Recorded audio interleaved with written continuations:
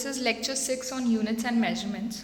बहुत सारे लेक्चर्स बाकी हैं, बहुत बड़ा चैप्टर है, ठीक है। तो एरर्स इन मेजरमेंट, एरर का मतलब क्या है? गलती। मेजरमेंट का मतलब, एरर्स इन मेजरमेंट, जब आप कोई चीज़ मेजर करते हुए गलत वैल्यू नोट कर लो, गलत वैल्यू निकालो उसकी, ठीक है, तो उसे क्या बोलते हैं कि एरर आया है। ओके, तो बेसिकली अगर स्टार्ट करें तो error, measurement of a physical quantity involves two parts, one is instrument and second is observer. तो देखो एरर किस किस वजह से आ सकता है, या तो इंस्ट्रूमेंट की गलती हो सकती है, ठीक है, या फिर ऑब्जर्वर की गलतियाँ हो सकती है, ठीक है। सपोज आई साइट वीक है, तुमने 5.1 की जगह 5.2 देख लिया, एरर आ गया 0.1 का, है ना। और इंस्ट्रूमेंट ही अगर उसमें ही दिक्कत है तो इंस्ट्रूमेंट की वजह से एरर आ गया। तो बेसिकली जितने भी एरर्स आएंगे आपके, वो दो रीज़न की वजह से आते हैं, इंस्ट्रूमेंट की वजह से या फिर ऑब्जर्वर की वजह से। Okay, so there is a limit of accuracy. Accuracy का मतलब क्या, कि कोई चीज़ कितनी एक्यूरेट है उसकी लिमिट होती है, ठीक है। मतलब ऐसे नहीं कि 100% आप हर चीज़ एक्यूरेट लिख सकते हो, नहीं लिख सकते, ठीक है। So there is a limit of accuracy to the measuring instrument as well as the observer. Okay, therefore the result of every measurement contains uncertainty. कुछ अनसर्टिनिटी होती है, मतलब हम ये बोल देते कि यार जो आंसर है ना वो 5 के आसपास है, हो सकता है वो 5.1 हो सकता है वो 5.2 हो सकता है वो 5.0001 हो, ठीक है। तो ये जो 5 के आसपास आपने बोल दिया, that is your uncertainty. Okay, so this uncertainty is called error. और अगर इसको मैथमेटिकल टर्म्स में हमको बोलना है तो हम बोलेंगे the difference between actual and the measured value of a physical quantity is called error. कोई एक्चुअल सपोज लिखा है उस पर कि भाई इसका जो मास है दैट इज 10 kg, ठीक है, और तुमने जब उसको मेजर किया तो तुम्हारा आंसर आ रहा है कभी 11 आ रहा है कभी 12 आ रहा है, ठीक है। तो तुम एरर कैलकुलेट कर सकते हो, जब 11 आया इसका मतलब तुम्हें समझ आ गया कि the error is 11 - 10, that is 1 kg का आ रहा है, हालांकि इतना नहीं आता कभी भी, इतना ज़्यादा। Okay, so this is the error. Okay, so this was in terms of mathematics. अब जो टाइप्स ऑफ एरर्स, एरर्स को हम दो बहुत ही ब्रॉड कैटेगरीज में डिफ्रेंशिएट कर सकते हैं। One is your systematic error and one is your random error, ठीक है। Systematic error and random error. Systematic क्या होता है? These are those errors that tend to be in one direction, that is either positive or negative. एक ही direction में, मतलब तुमको पता है कि हमेशा जो तुम्हारी वैल्यू है वो 0.1 ज़्यादा ही आ रही है हमेशा, ठीक है। तो अगर सपोज तुम्हारा 6.1 सेंटीमीटर किसी चीज़ का आंसर आ रहा है तो तुम बोलोगे यार एक्चुअल ना 6 ही आया होगा। अगर किसी का 5.7 आ गया आंसर तो तुम बोलोगे यार 5.6 एक्चुअल होगा, क्योंकि इसमें ना 0.1 का एरर आता है। तो तुम आइडेंटिफाई कर पा रहे हो चीज़ें, ठीक है। तो दैट इज सिस्टमैटिक, एक पर्टिकुलर डायरेक्शन में चल रही हैं चीज़ें। And some of the sources of systematic errors are divided into 3 categories. अब इस सिस्टमैटिक एरर को भी हम फर्दर 3 कैटेगरीज में डिवाइड कर रहे हैं। One is your instrumental error, the other is imperfection in the technique and the third is your personal error. Okay, तो इसको हम डिटेल में पढ़ते हैं अभी। तो अब हम सिस्टमैटिक एरर्स की कैटेगरी पढ़ रहे हैं। सिस्टमैटिक में रिपीट कर देती हूँ, क्या, जिनका तुम्हें पता हो कि या तो हमेशा ज़्यादा ही आएंगे या हमेशा कम ही आएंगे उसकी वैल्यूज़, और कम आएगी तो कितनी कम आएगी, ज़्यादा आएगी तो कितनी ज़्यादा आएगी। एक सिस्टमैटिक वे है, ठीक है। तो उसमें हमने 3 कैटेगरीज पढ़ी। उसकी first category is instrumental. These are those errors that arise from the errors due to imperfect design or calibration of instrument, that is least count error. कभी least count में error है, जैसे ऐसा होता है ना कि सपोज तुम वेइंग मशीन पर खड़े हो, ठीक है, तुम्हारा एक्चुअल वेट है 52 लेकिन वो दिखा रहा है 54, और तुम टेंशन में आ जाओ। लेकिन फिर तुम्हें पता चले अरे इसका जो कांटा है ना वो 2 ऑलरेडी आगे हो रहा है, मतलब वो 0 से नहीं स्टार्ट होता, वो किससे स्टार्ट होता है, ऑलरेडी 2 से स्टार्ट होता है। तो टेंशन की बात नहीं है, 52 ही तुम्हारा वेट है, केजी नहीं, मतलब 52 न्यूटन है ना, इतना वेट है तुम्हारा, ठीक है। तो ये होता है इंस्ट्रूमेंटल एरर, जो इंस्ट्रूमेंट की गलती है, ओके, मेकिंग में गलती है। Next is your imperfection in technique. Technique में गलती कर रहे हो। सपोज़ कुछ इंस्ट्रूमेंट्स पे ऐसा लिखा होता है कि ना इसको बहुत ज़्यादा टेम्परेचर में नहीं मेजर करना वरना रीडिंग सही नहीं आएंगी, ठीक है। या फिर किसी विंडी रीजन में मत जाके मेजर करना वरना दिक्कत आ जाएगी, रीडिंग्स गलत आएंगी, ठीक है। तो ये होती है imperfection in technique. So the important method produces errors. Other external condition, जब बाहर की कंडीशंस, एक्सटर्नल कंडीशंस अफेक्ट करें आपकी रीडिंग को, such as change in temperature, humidity, wind, velocity, ये अफेक्ट कर सकती हैं, ठीक है। सपोज आप बहुत ही हवा वाले रीजन में चले गए और आपकी वो जो कांटा आपको कुछ दिखा रहा है, जो रीडिंग दिखा रहा है वो इतना हल्का है कि वो हवा की वजह से आगे पीछे हो गया, तो रीडिंग में एरर आ गया ऑब्वियसली। तो वो किस कैटेगरी के अंदर आएगा? इम्परफेक्शन इन टेक्निक, ठीक है। जो थर्ड था वो था पर्सनल, वो मैंने इधर लिख नहीं रखा है, it is very easy. Personal मतलब तुम देख नहीं रहे, ऑब्जर्व नहीं कर रहे ढंग से, उसने रीडिंग तो सही दिखाई है बट तुमने मज़े मज़े में कुछ और लिख दी, that is your personal error, ठीक है, इस तरीके से। तो दैट, ये जो तीनों थे ये थे आपके सिस्टमैटिक एरर्स। अब हम आएंगे रैंडम एरर्स पे।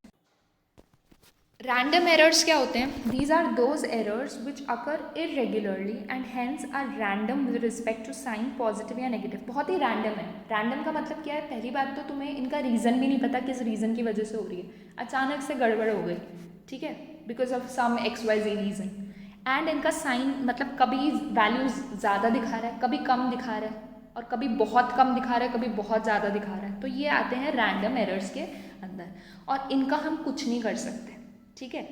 हम सिर्फ सिस्टमैटिक एरर्स को कम कर सकते हैं क्योंकि उनका हमें पैटर्न पता है कि वो किस वजह से अराइज हो रहे हैं, तो जिस वजह से अराइज हो रहे हैं उस चीज़ को ख़त्म कर दो, okay. So systematic errors can be minimized by, इनको हमको एरर को मिनिमाइज ही तो करना है। So selecting better instrument, better instrument लो जो ढंग से बना हुआ हो, ढंग की जगह से बना हुआ हो, ठीक है। Bye improving your experimental techniques, जो जो उस पर लिखा गया है उसको फॉलो करो। अगर बोला गया है कि भाई 35 डिग्री सेल्सियस के टेम्परेचर से ज़्यादा जगह पे मेजर नहीं करना है तो नहीं करना है, ठीक है।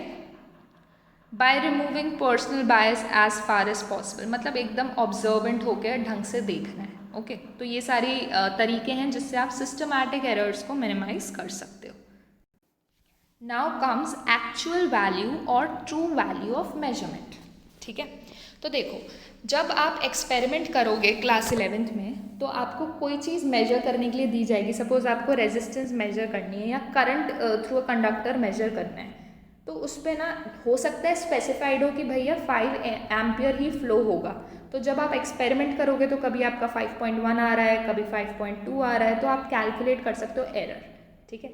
लेकिन सपोज आपको ये 5 एम्पियर दिया ही ना हो, ये बताया ही नहीं गया हो कि सारी मतलब आइडियल कंडीशन में आपका इतना करंट आना चाहिए, तो आप एरर कैसे निकालोगे? आप किससे कंपेयर करोगे उसको? कुछ तो होना चाहिए ना कंपेयर करने के लिए, ताकि आपको पता हो कि हाँ भाई 0.1 का एरर आया या 0.2 का एरर आया, ठीक है।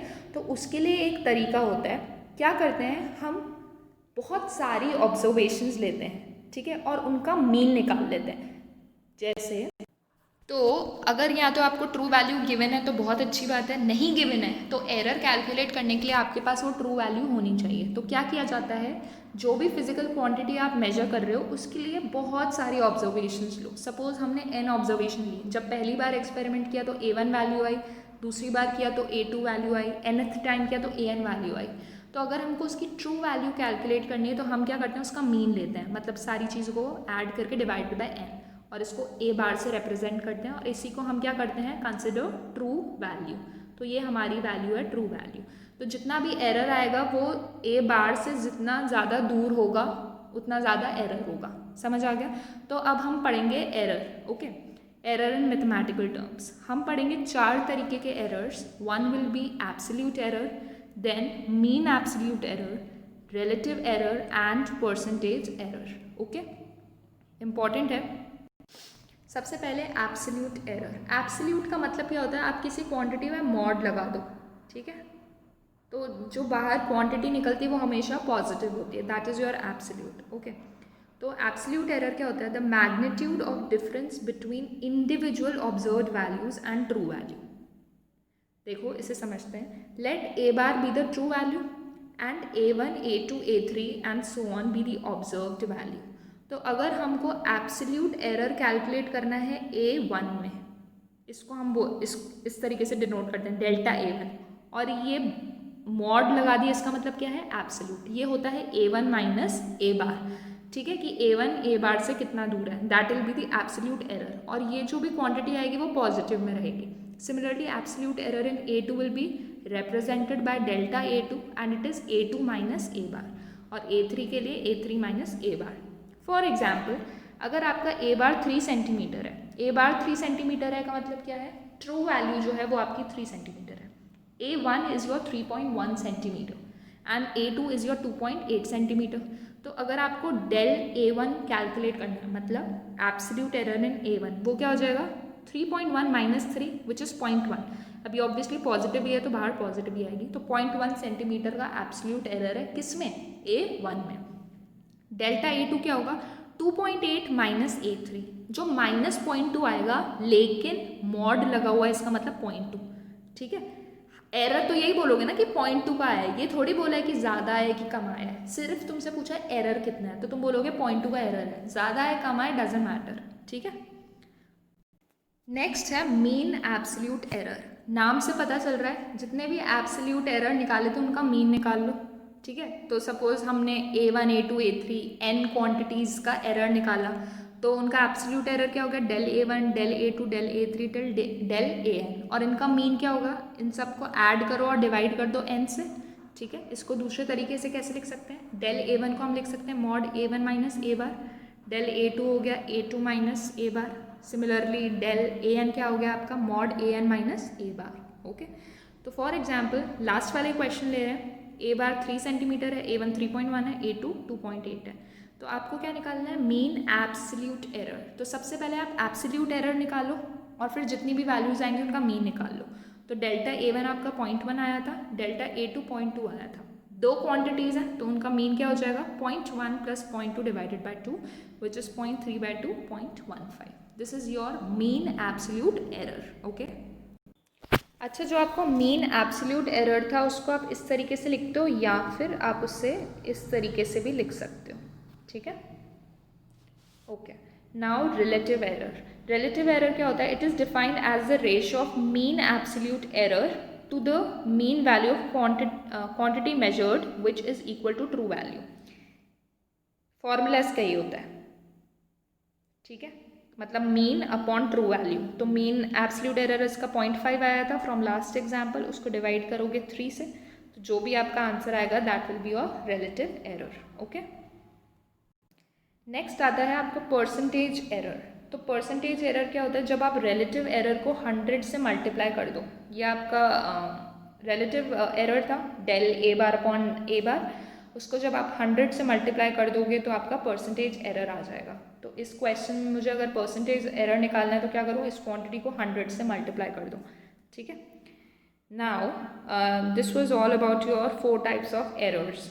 Now measurement of physical quantity. कभी भी मुझे किसी फिजिकल क्वांटिटी का मेजरमेंट लिखना होता है तो उसको मैं किस तरीके से लिखती हूँ, इस तरीके से।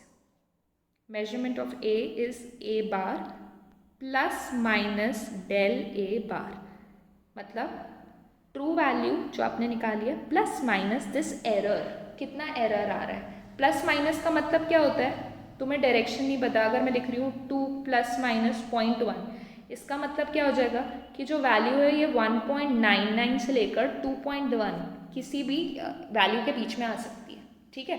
तो मुझे ये तो नहीं पता कि एक्चुअल वैल्यू क्या है, बट इतना कंफर्म है कि इसी इंटरवल में लाई करेगी वो 1.99 से 2.1 तक, ठीक है।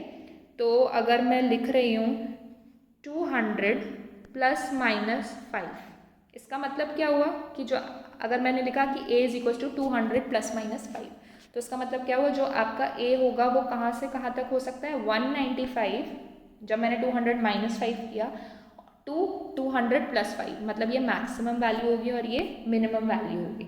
समझ आ गया। तो ये टर्म्स याद रखना कि रिलेटिव एरर क्या होता है, परसेंटेज एरर क्या होता है। Next lecture is going to be very important और इसमें हम ये एरर्स के बारे में सारी चीज़ें ख़त्म करेंगे, ठीक है।